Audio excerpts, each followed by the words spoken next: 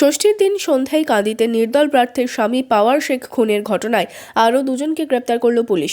শনিবার ধৃতদের কাঁদি কোর্টে তোলা হলে বিচারক 6 দিনের পুলিশ হেফাজতের নির্দেশ দেন।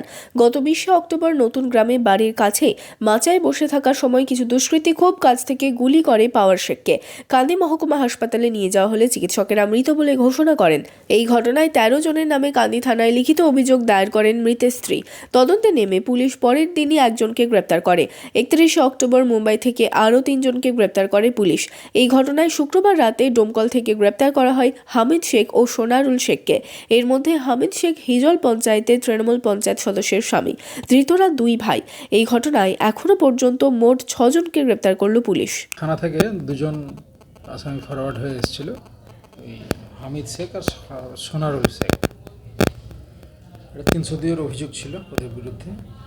পাওয়ার শেখ বলে একজনকে হত্যা করেছিল ওরা। 302 এর একটা কেস, যার ভিত্তিতে ফরওয়ার্ড হয়।